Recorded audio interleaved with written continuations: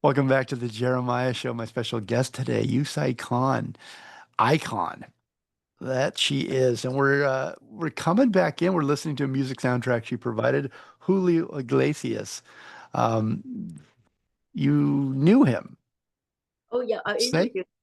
I went to Punta Cana to interview him, and he was just wonderful. At that time, he lives in Punta Cana, as you know, and yeah, I just love him because he's I know that he is older and um but he was such an inspiration for. He was truly the first person to introduce Latin music to Americans, or for that matter, for the world. By the way, people, sometimes people forget it, uh, but it's so important to remember who did this. And he was I was so thrilled that I had a chance to interview him. And I flew down with my crew to go to visit his home. His home is so big you have to travel around in a golf cart, right? But the funnest part is that he actually invited me. They showed me. He wanted to show me his video studio. He has a full-fledged studio in his home, and I remember, and then and then I started singing Abrasame, right? And he was so surprised. He was so surprised that I actually knew the song. He would not. I love boleros. I love Spanish boleros. That Yeah. inspired me to learn Spanish. I just love that. I love that. All those music, like Abrasame. Where do your talents ever end, you say? What can't you do? Hey, welcome back, everybody. This is the Jeremiah Show. If you're just joining us, Yue-Sai Kan is my special guest today. She's an Emmy-winning television host and producer, incredible entrepreneur, fashion icon, best-selling author of 10 books, and a just an incredible humanitarian. People magazine called her the most famous woman in China, and Time magazine proclaimed her the queen of the Middle Kingdom. That sounds fun. Yusai also colorized the country of China by launching her first cosmetic products bearing her name back in 1992.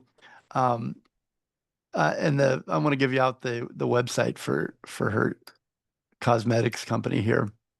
You can find that on U Cosmetics. It's YEU Cosmetics.com. Um, Forbes magazine said Yue-Sai changed the face of China one lipstick at a time. So welcome back, Yue-Sai. Hi. Um, I, One of the questions that you mentioned in the book was posed by David Letterman, and I thought I would borrow it from him.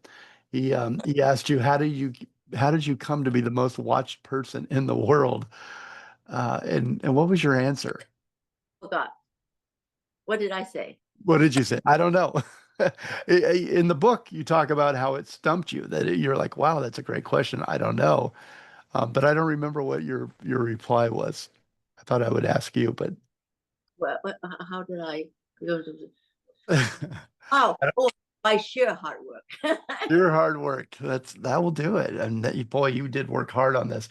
In the beginning, when you first started interning for I think a local cable television show that your friend had, you were having fun and you bumped into a Stanford professor and he gave you this advice. And I actually took this to heart too, being, in broadcasting here.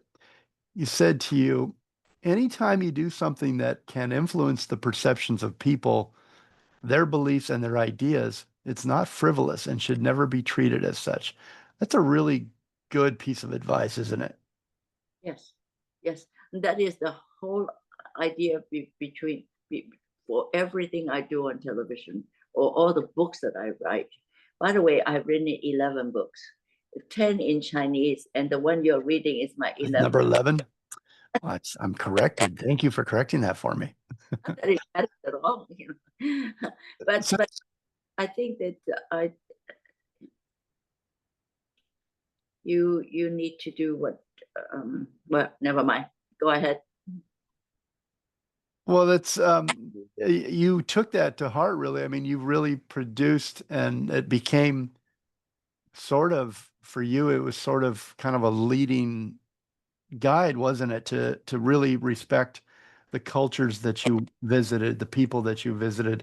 I think of you like maybe an original Anthony Bourdain, the first where you went out and you ate with people and you talked with them and you visited their homes and really kind of brought the world to everyone. And I think that's such a respectful thing that you've done. I think it's so admirable and honorable and all those great things. We're talking about before the break your cosmetics company, and describe your look. You were originally the CCTV director said, "That's not, is that how you broadcast in America? Is that how you look? Because you dressed down, you took away the color, you took away makeup, and they wanted you to their credit, to be who you were and really show the world who you were and what the West was like in the different countries around the world. But you had a look, you had a style. Can you explain that? Describe that, I should say. Well, no, I'm somebody who loves color. So if you see me in there, if you see me, I stand up like a person from Mars. Actually, when I'm wearing reds and colors and dark, shocking pink and all that, with all these women, they and to think that I actually tell them to smear something red on their lips it's unthinkable and unthinkable. If it weren't me, I'm sure that they wouldn't even listen to it. But because of my television show, they've trusted me very much, right? Because they've been looking at me on television, and they have learned to trust me.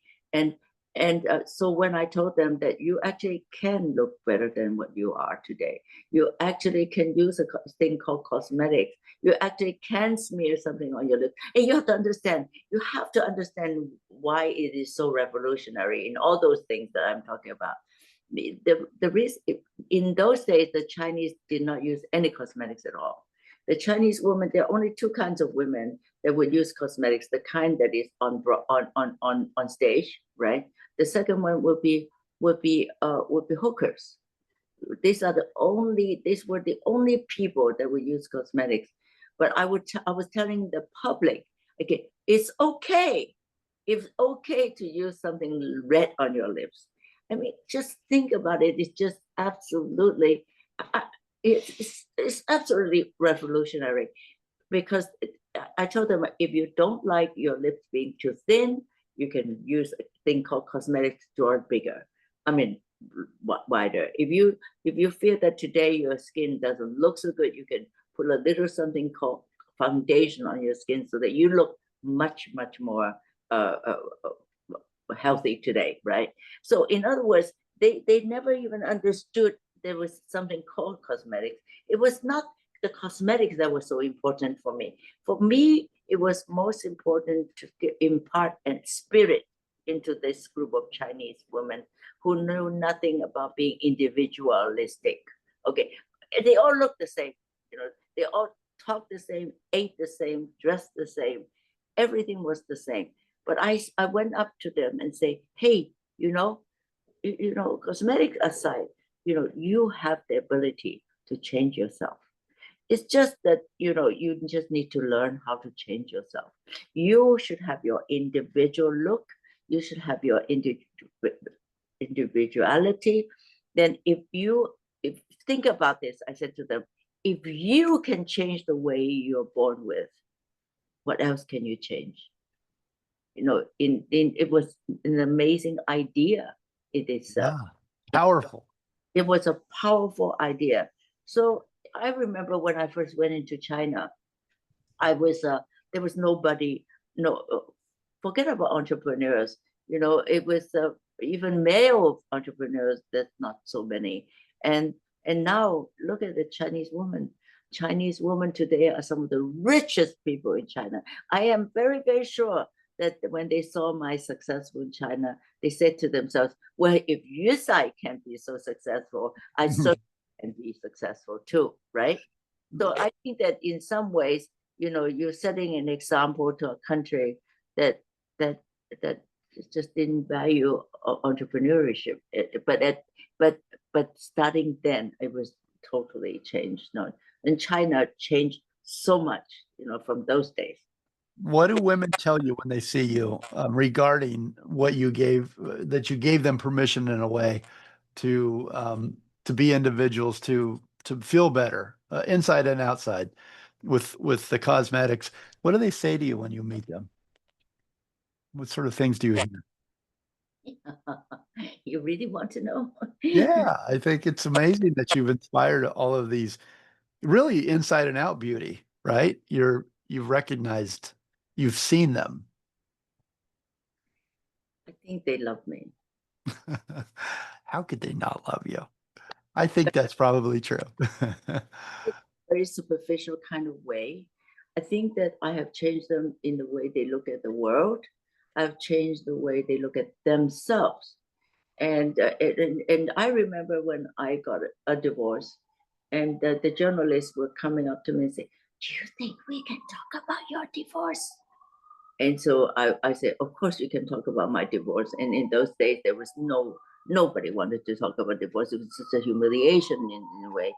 So I mean, I was the first one to say to them, I don't think that marriage is that important. You can remain single, perfectly all right. And I remember one journalist asked me, "What do you think of children?" I said, "I don't believe that we have to have children to have value in our lives." And she looked at me. She said, "No children, you're not Chinese." I remember distinctly that to me. Those are controversial thoughts, weren't they, at that time? I mean, it's and today you see a lot of Chinese women. They don't want to get married, or they get married. They don't necessarily want to have children. Those are things that I've been saying for years.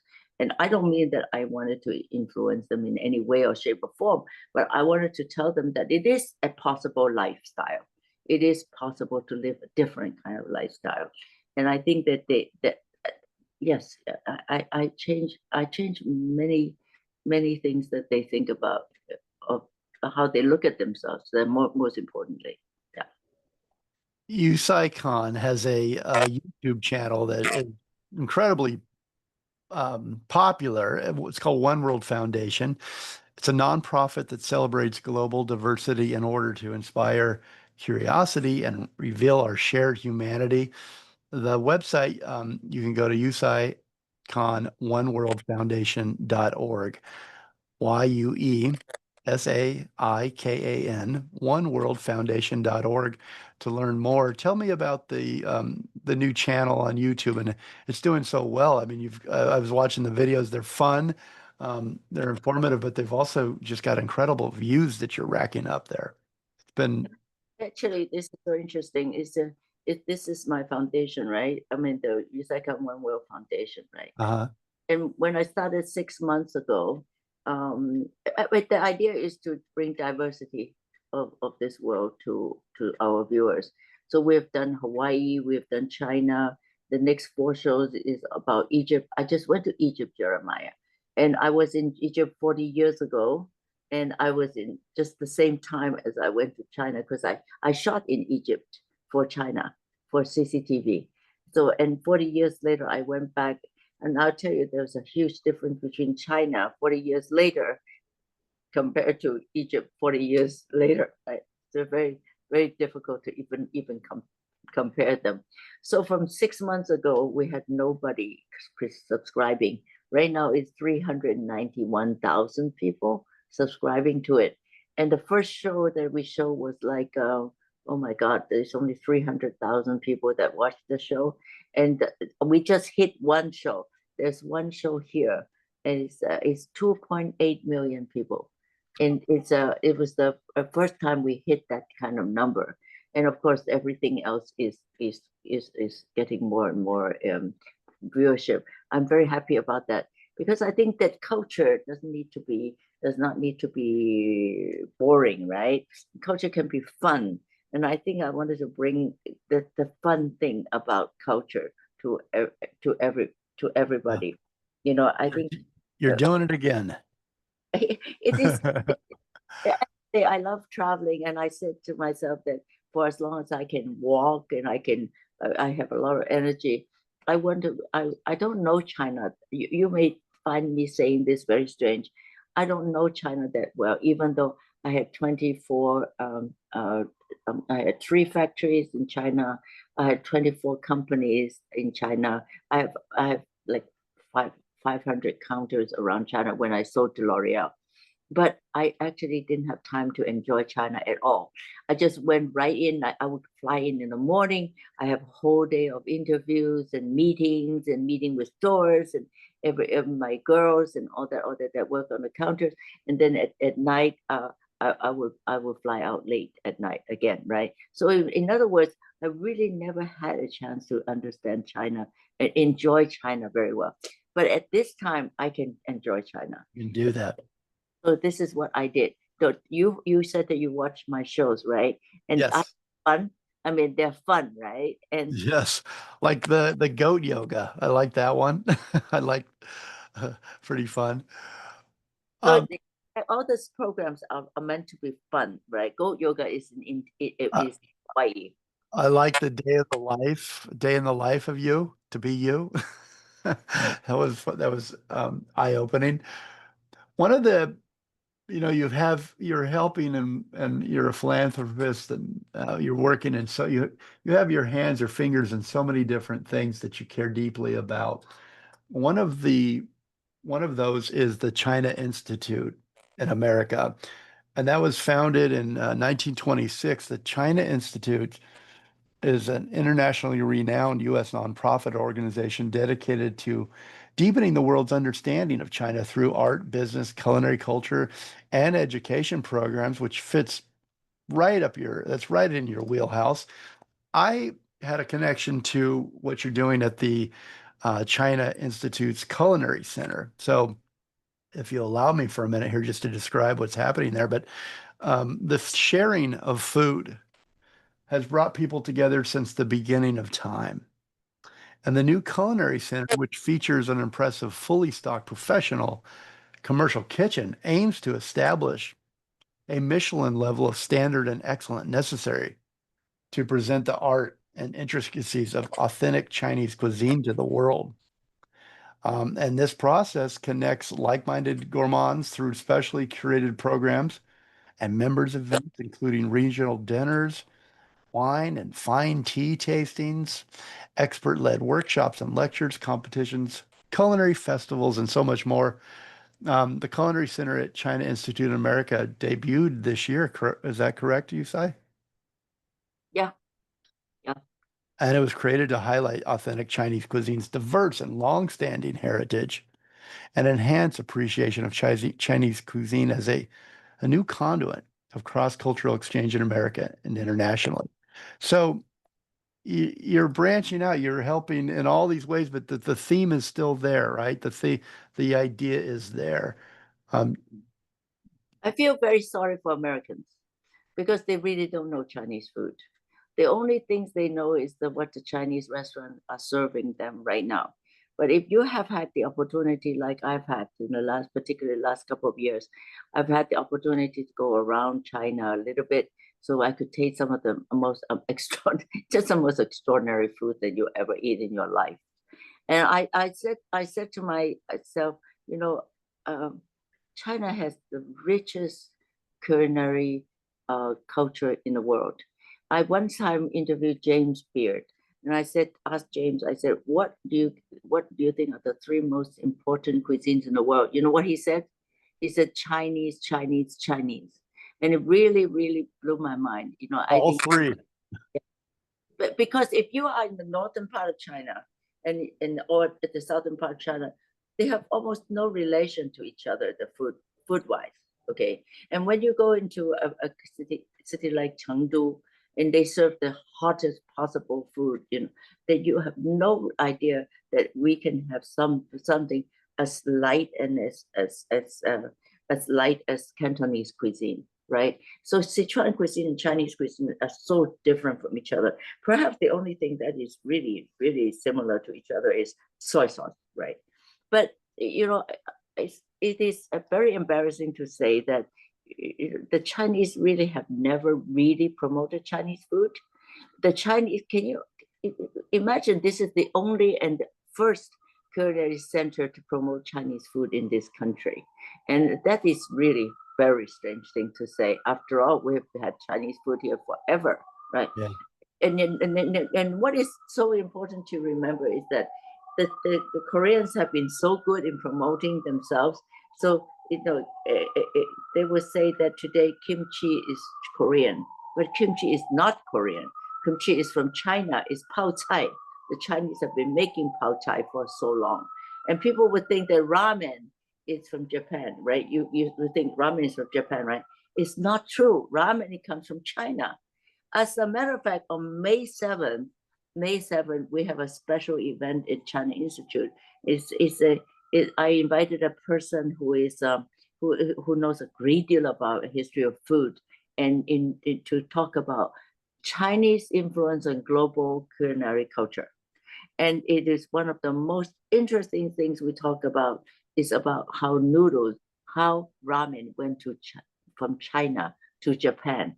So that evening, actually, we will end the evening with a bowl of beef noodles. And I can't wait to eat it, by the way. God, you're making me hungry. I need to get out there. Both of those things, those facts that you just gave, kimchi and the ramen, I believed both of those to be true until you just changed that for me. It is interesting. Why do you think that the Chinese food and culinary, the culinary world of China, which is so rich, why do you think that we are not experiencing it the way we should be? Why is it not authentic? Why are we not allowed to have to experience authentically? Why do you think the Chinese chefs and cooks are not presenting it the way that they would at home? Well, first of all, it comes from the history. When the first Chinese came here, they were railroad workers, remember? And so Hmm. they knew how to do is to cook, and the only other thing they know how to do is laundry, right? This is only two things they knew how to do. So that's why people always say, you know, um, I remember I told my first husband, I said, even though I may be Chinese, but I just want you to know that I don't cook or neither do I do laundry. I made it very clear. so, so anyway, the maybe because they started for so little, they have created dishes like chop suey. There's no such a thing as chop suey. Come on, it's not even a Chinese dish actually. So they make it up. Okay, so they were basically pretty uneducated people. That's how Chinese food started in all the Chinatowns, right? But the Chinese cooking is not like that. Chinese cooking is really elegant cooking. And by the way, if you come to China with me, I'm going to take you to a restaurant that just blew my mind the other day. Because I was Was that on the videos? Was that one of those? not yet. It will be on the video, Oh, no. Yeah. but I tell you, this totally blew my mind. It's called dynastic cuisine, and I went into this room. It was 150 people, 70 people on one side, 70 people on one side. They serve a dinner for 150 people at the same time. In the middle of the two sides is a runway. They have the most beautiful performance I've ever seen. Great dancing, great music, great everything. And so and then one of the most important thing I have to mention is that at the end they brought the 24 cooks out. Now, normally traditionally in China, Chinese cooking, you don't really hear so much about their chefs. The French has been promoting their chefs like real stars, right? But the Chinese have never really done it before. But the first time I saw really chef parading out of this kitchen, and it was an extraordinary experience for me. And now in China, there are a lot of chefs that are being promoted at this moment that are absolutely incredible, incredible. If you keep looking at my One World Foundation shows coming up, you will see a lot of those things coming up because I'm a very big food person, and you will see all of that, and you will enjoy that very much. And so it will. I'm sure you will want to go to China with me if you finish. I want to go now. Let's go. I'll pick you up in New York. Actually, I'm going again. I'm going again in early September. I'm going to go in Beijing, Xi'an. Xi'an is the first capital of China, right? In Xi'an, and from Xi'an, Xi'an has a restaurant that has a 100 dumplings. 100 dumplings. How many are you going to have when you go there? How many can you eat? It's amazing. I mean, we eat so well throughout China, and Oh, then that's and then we go to Dunhuang. Dunhuang is those 500 caves that are built inside the caves. Caves that built inside the mountains. It's just the most. They're like 2,500 years old. You know, it's like amazing things you will never see. And then we're going to go to Lanzhou. As a matter of fact, Lanzhou where ramen comes from. By the way, ramen it comes in from Lanzhou. If you look at some of Chinese restaurants would say Lanzhou Lanzhou noodles. That's ramen. That is from ramen. The Japanese soldiers, remember, they were occupying that northern part of China, and they were sorry, and they were there in the war, in the Second World War. I don't want to mention the atrocities they did there, but one of the things they did was that they tasted ramen, and they loved ramen. And then later on, they brought ramen to Japan, and that's the history of ramen. So anyway, so those are the city, and then we end up in Shanghai, and Shanghai has extraordinary food also. So everywhere you go, you just come with me. Come on. all right. Let's do it. It sounds like an adventure. I would love to. I really love to. It sounds great. Okay, so we're going to take another quick break here, our last break. I wanted you this music that you've sent is so beautiful for this show, for this interview. Um, you spent 2 weeks in the south of France after your divorce, just to go and be alone and grieve. And what did you discover? You say you started to sing in French. You learned how to sing in French. And what was the song that inspired that? Oh, La Vie en Rose, La Vie en Rose.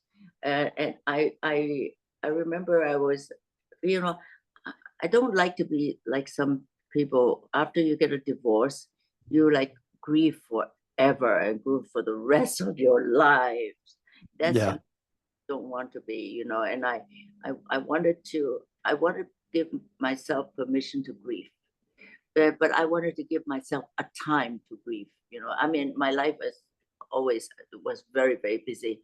So I said, I'm going to set 2 weeks aside to grieve this unfortunate thing that just happened in my life. I don't care what you say, how easy your divorce is. My divorce was probably the easiest that I have ever read, I've ever experienced, ever heard of, actually, because it took me only 6 months to get it truly finished the divorce. So, but I told myself that it still is fantasy totally destroyed, right? I mean, marriage is a fantasy anyway. When you go into a marriage, you want to fantasize that you never get a divorce, but I did, and I said I need to have a time to grieve, and I did need to be alone. So I went to south of. I had a meeting in south of France, and afterwards I took 2 weeks off, and I went to.